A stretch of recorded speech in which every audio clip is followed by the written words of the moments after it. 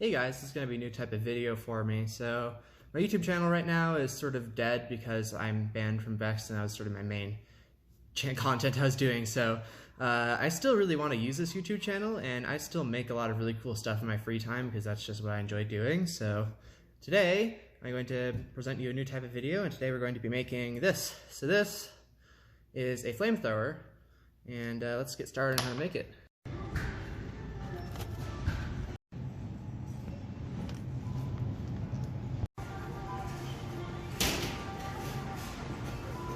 Oh crap, I did not pull up close enough.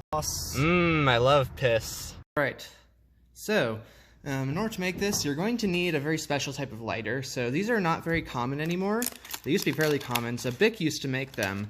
This one doesn't work, so this doesn't have the right type of valve on it. You need a valve that you can unscrew like this. So that is usually found on the adjustable type of lighter that has this.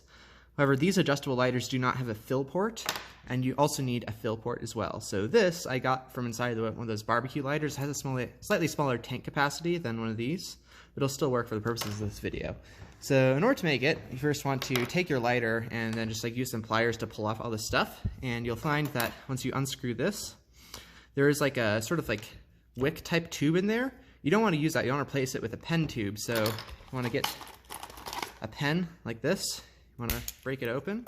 You see this tube here, which has the ink in it. You want to cut it to the length where it'll stop right about there, because that's where it'll stop with the actual built-in stem. And you want to have a little angular cut at the bottom, just like this. That way it sucks up the liquid better. So then, in order to use this, you need to first get some lighter fuel, like this. And you need to put that into the bottle. I guess it could be called a bottle, just like that. Alright, so then you need to place the tube in, to place the valve on here, just like that. So then, so mine is kind of finicky a little bit. The filling valve is a little bit unreliable, which makes this kind of dangerous. But here we go. So we're going to take some butane and we're going to fill it up. Just like that. This kind of leaks sometimes when it does that. There we go. Alright, so now this is primed and ready.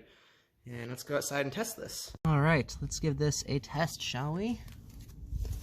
This is a little bit dangerous to use, obviously.